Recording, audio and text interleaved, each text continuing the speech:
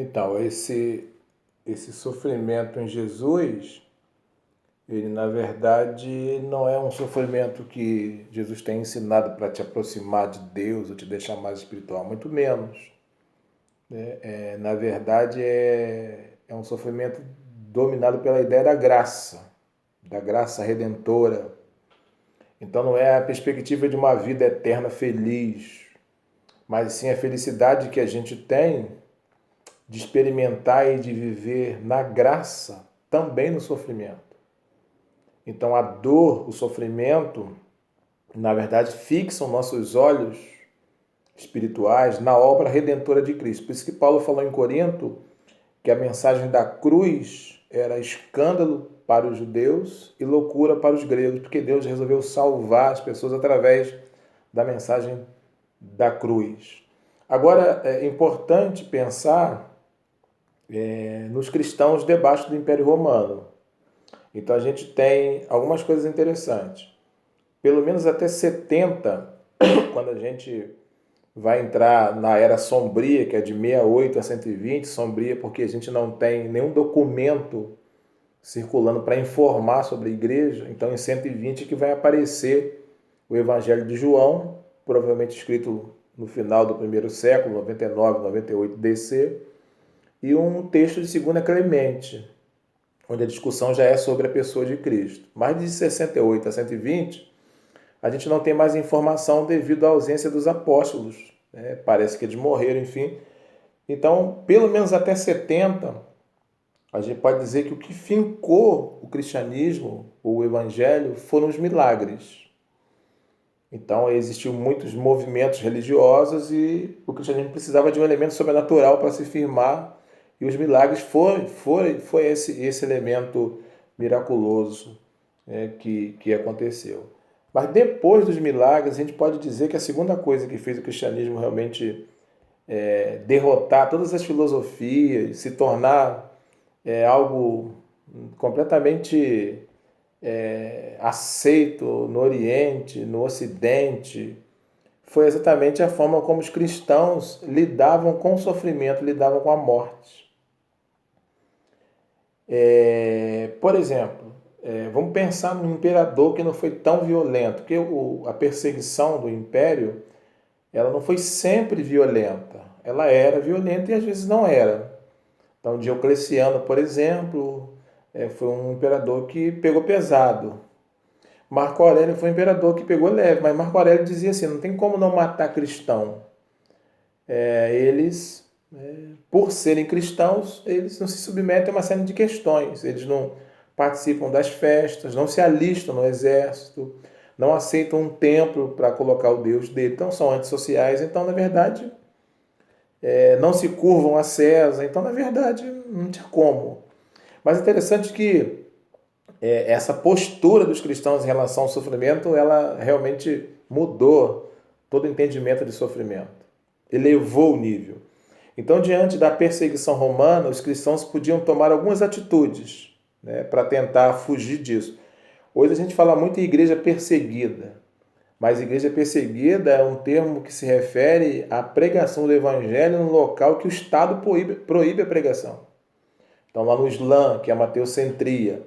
Então, quando você vai pregar o evangelho, como no Islã ou lá no Império Romano, quando tinha um culto estabelecido para que todos pudessem prestar, aí você vai ter uma perseguição violenta, física, bélica. É claro que a igreja hoje tem outras perseguições, né? Outros ataques não tão violentos, porque a maioria dos países permite o livre culto. Mas a igreja perseguida é a igreja no lugar que ela tem que desobedecer o Estado. Né? A gente fala muito, vamos obedecer o Estado, vamos obedecer o Estado. Beleza. Mas no momento que o Estado nos colocar uma norma que, por exemplo, proibir de pregar, a gente vai ter que enfrentar o Estado. E aí a gente precisa lidar com essa questão. Então eles podiam, em relação ao Império Romano, podiam pegar as armas e tentar enfrentar o Império Romano. Seria um suicídio, mas seria uma tentativa de enfrentar. Eles podiam infiltrar alguém na monarquia ou na política para botar um imperador que fosse cristão. Né? E o que acabou acontecendo e foi onde silenciou a voz. Eles poderiam tentar mudar as leis. Podiam mentir sobre Cristo, muitos mentiram sobre Cristo. Podiam negar, muitos negaram, mas eles escolheram morrer. Por quê? Na concepção deles, quem vive com Cristo e morre com Cristo, continua com Cristo. Ou seja, a morte não encerrava essa relação. Então, quando a fé dele entrava em choque com a vida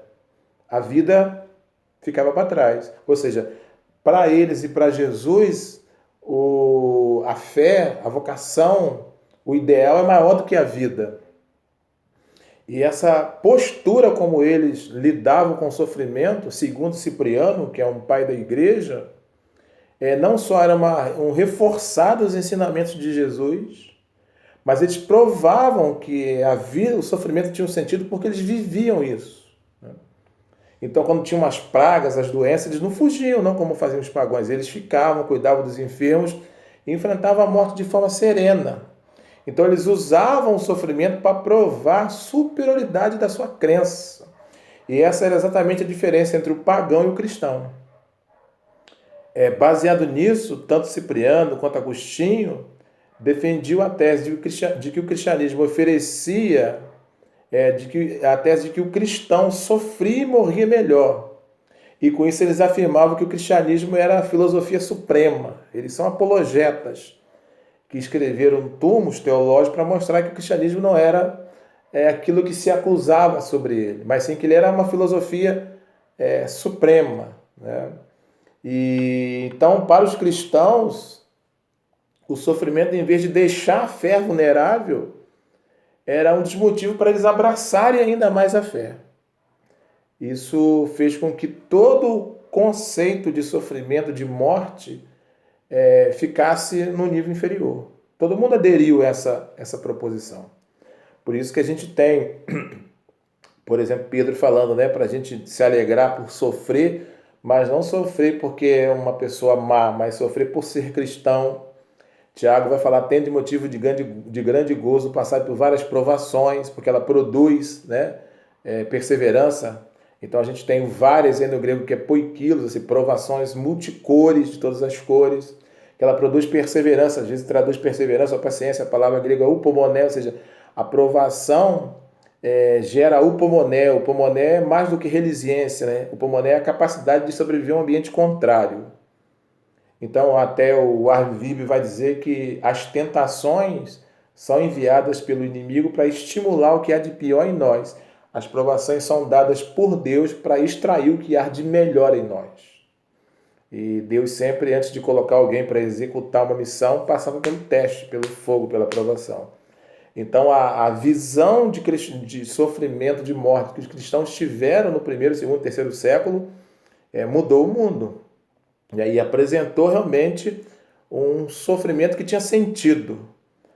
Que não terminava, a morte física não terminava a relação deles com o Senhor deles. Então, quem vive com Cristo e morre com Cristo, continua com Cristo, porque a morte não tinha essa força de cessar essa relação.